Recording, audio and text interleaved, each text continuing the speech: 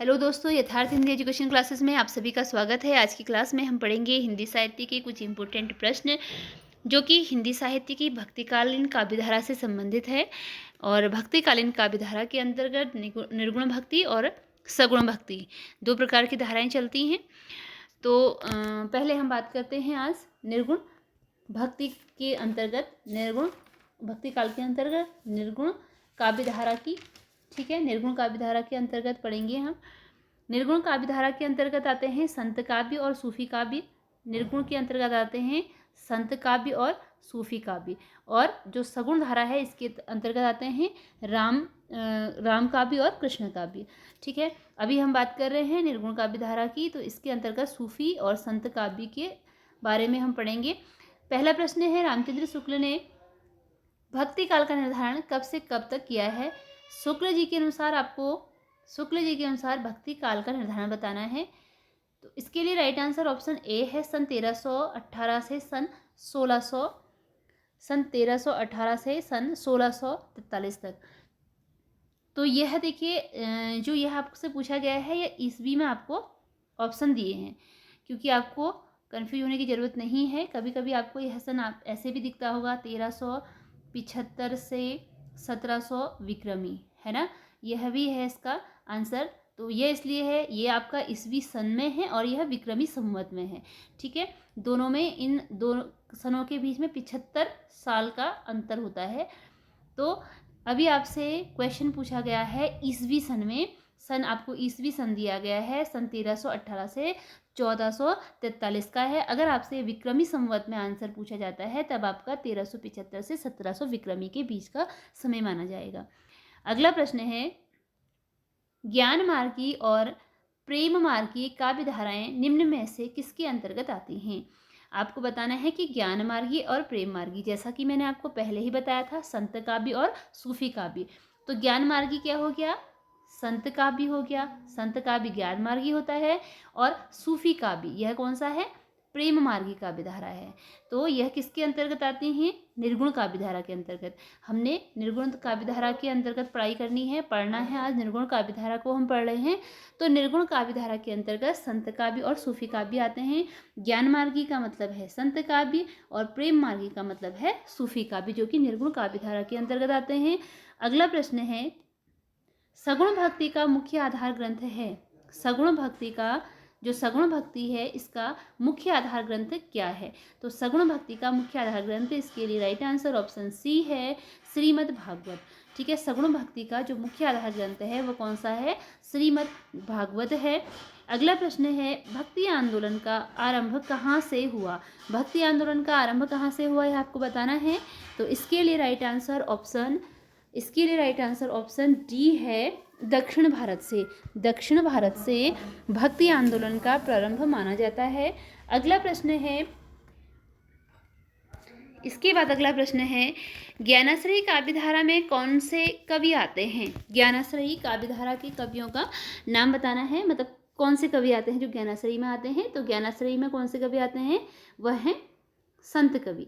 ज्ञानाश्रयी के अंतर्गत आते हैं संत कवि, और प्रेमाश्रयी के अंतर्गत सूफी कवि, और भक्ति राम भक्ति के अंतर्गत राम भक्त कवि, और कृष्ण भक्ति के अंतर्गत कृष्ण भक्त कवि।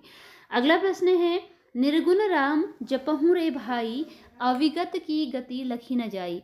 यह किसके द्वारा कहा गया है? आपको बताना है कि यह पंक्ति के रचनाकार कौन है, कि निर्गुण राम जपहूँ रे भाई, अविगत की गति लखी न जाई।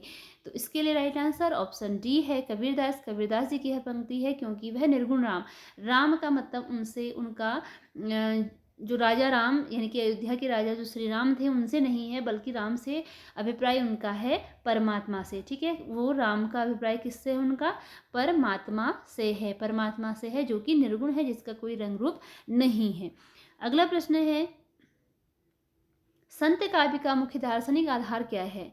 तो संत काव्य का दार्शनिक आधार आपको बताना है कि संत काव्य का दार्शनिक आधार क्या है। इसके लिए राइट आंसर है ऑप्शन ए, अद्वैत दर्शन। अद्वैत दर्शन संत काव्य का दार्शनिक आधार होता है।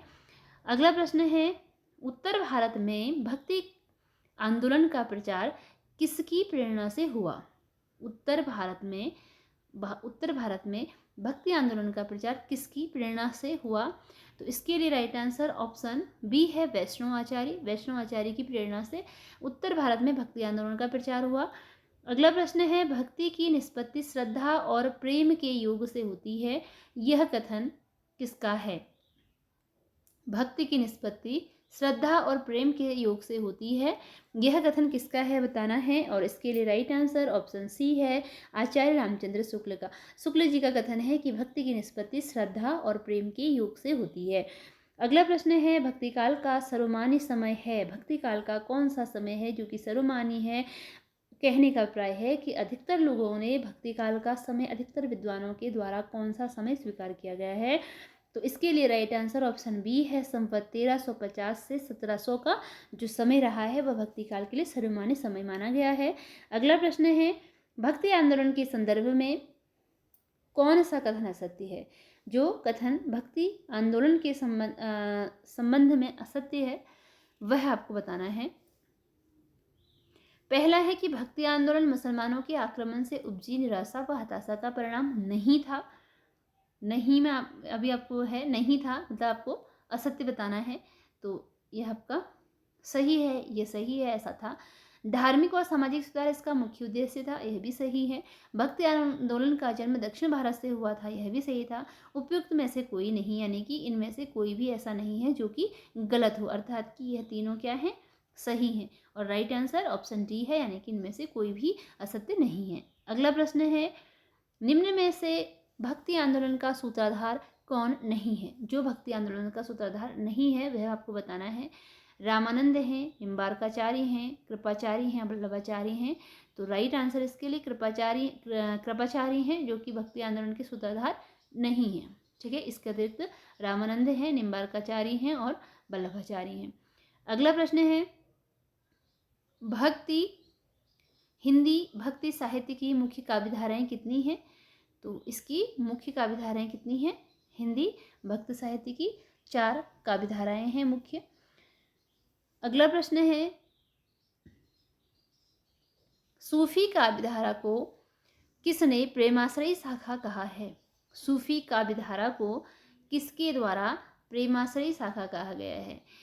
इसके लिए राइट आंसर ऑप्शन ए है रामचंद्र शुक्ल ने।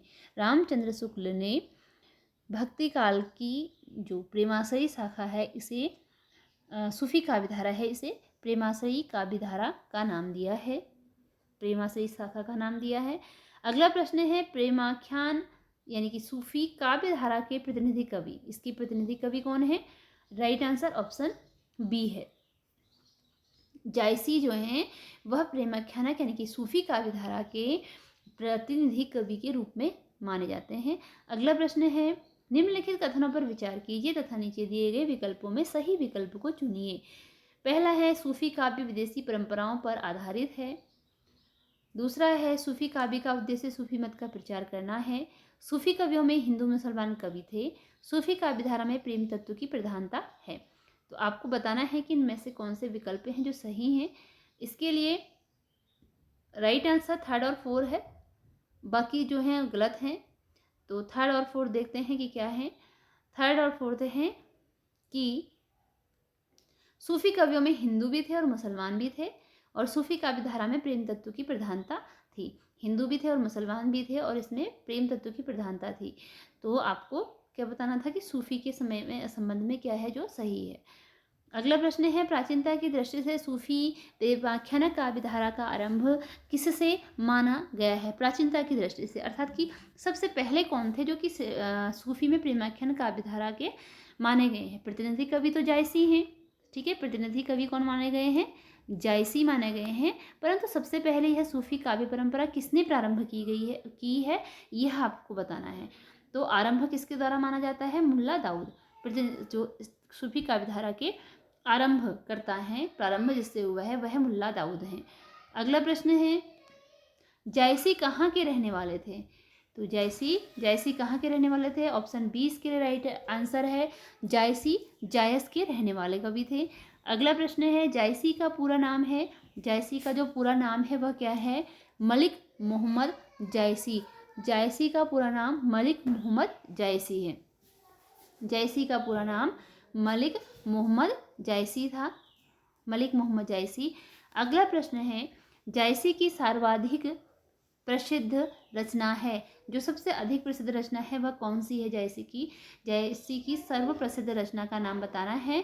तो इसका राइट आंसर ऑप्शन डी है पद्मावत। जायसी की सर्व प्रसिद्ध रचना पद्मावत है। इसके अतिरिक्त इनकी रचनाएं अखरावट है और आखिरी कलाम है और बहुत सारी रचनाएं इनकी हैं। अगला प्रश्न है, पद्मावती किस राज्य की राजकुमारी थी? जो पद्मावत रचना में नायिका है पद्मावती, तो वह किस राज्य की राजकुमारी थी, यह बताना है। ऑप्शन बी राइट आंसर है सिंहलदीप। वह किस राज्य की राजकुमारी थी? वह सिंहलदीप की राजकुमारी थी। अगला प्रश्न है, पद्मावत में नायिका पद्मावती है, नायक कौन है? तो पद्मावत में नायिका तो पद्मावती है, नायक का नाम क्या था? रत्नसेन। नायक इसमें रत्नसेन थे। अगला प्रश्न है कि पद्मावत की रचना के समय दिल्ली का शासक कौन था? जब पद्मावत की रचना हुई तो उस समय दिल्ली के शासक का नाम बताना है। इसके लिए राइट आंसर ऑप्शन डी है शेरशाह। जब पद्मावत की रचना हुई उस समय दिल्ली के शासक थे शेरशाह। अगला प्रश्न है, जायसी ने बारहमासा में किसकी विरह व्यथा का मार्मिक चित्रण किया है? तो जायसी ने बारहमासा में, जो इनकी पद्मावत रचना थी उसमें एक प्रसंग बारहमासा है, उसमें किसकी विरह व्यथा का वर्णन हुआ है? राइट आंसर ऑप्शन बी है नागमती। नागमती की विरह व्यथा का वर्णन बारहमासा में मिलता है। अगला है कि पद्मावत किस भाषा में रचित है? पद्मावत की भाषा बतानी है और इसके लिए राइट आंसर ऑप्शन सी है अवधी। पद्मावत अवधी भाषा में रचित रचना है। अगला प्रश्न है, सूफी प्रेमाख्यानक काव्यधारा भक्ति काल की किस शाखा के अंतर्गत है? जो सूफी प्रेमाख्यान काव्यधारा है यह भक्ति काल की किस शाखा के अंतर्गत है? तो यह निर्गुण काव्य के अंतर्गत आती है।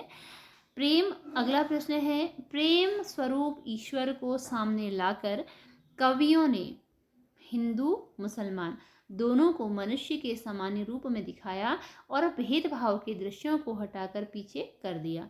प्रेम स्वरूप ईश्वर को सामने लाकर कवियों ने हिंदू मुसलमान दोनों को मनुष्य के सामान्य रूप में दिखाया और भेदभाव के दृश्यों को हटाकर पीछे कर दिया। शुक्ल जी के उक्त कथन में रिक्त स्थान की सही शब्द से पूर्ति कीजिए। तो किसके लिए यह बात कही गई है? शुक्ल जी ने यह बात किसके लिए कही है, यह आपको बताना है। तो यह बात शुक्ल जी ने कही है सूफी कवियों के लिए। ठीक है, यह बात किसके लिए कही है? शुक्ल जी ने सूफी कवियों के लिए कही है। अगला प्रश्न है, सूफी प्रेमाख्यानक काव्य के संदर्भ में कौन सा कथन असत्य है? प्रेम की प्रधानता है, सही है। नारी सौंदर्य का नक्षिक वर्णन है, यह भी सही है। ब्रज भाषा का प्रयोग है और लोक संस्कृति का प्रभावी चित्रण है, यह भी सही है। तो गलत बताना है। गलत कौन सा है? ब्रज भाषा का प्रयोग, इसमें ब्रज भाषा का प्रयोग है, यह इसका गलत है। इसके अतिरिक्त तो जो बाकी सब दिए गए हैं वह सही हैं। तो क्योंकि आपको गलत बताना है तो गलत है आपका ब्रज भाषा का प्रयोग, तो ऑप्शन सी सही हो जाएगा। अगला प्रश्न है, जायसी की प्रतीक योजना में कौन सा विषम संयोजन है? प्रतीक योजना में यानी कि उन्होंने रत्नसेन को किसका प्रतीक माना था? पद्मावती को सात्विक बुद्धि का, नागमती को सांसारिक पद्मा। तो ये आपको बताना है कि किसको किसका प्रतीक माना था। तो इसके लिए देखिए राइट आंसर क्या है, देखिए विषम का मतलब है गलत, ठीक है, जो गलत है। तो रत्नसेन मन का प्रतीक था, पद्मावती सात्विक बुद्धि की थी, नागमती सांसारिक बुद्धि थी और पद्मावत काव्य का उद्देश्य मोक्ष प्राप्त करना नहीं था। तो यह क्या है? गलत है। इसके अतिरिक्त रत्नसेन मन का प्रतीक, पद्मावती सात्विक बुद्धि की और नागमती सांसारिक बुद्धि की प्रतीक मानी गई। अगला प्रश्न है, मधुमालती का रचयिता इनमें से कौन है? मधुमालती के रचयिता का नाम बताना है, कौन है मधुमालती के रचयिता? राइट आंसर ऑप्शन बी है मंजन मधुमालती के रचयिता हैं। इसी के साथ आज की यह वीडियो हमारी यहीं पर समाप्त होती है। मिलते हैं अगली वीडियो में कुछ नए प्रश्नों के साथ। तब तक अपनी तैयारी को जारी रखिए और वीडियो देखते रहिए। आगे भी आपको इसी प्रकार की वीडियो मिलती रहेंगी। धन्यवाद।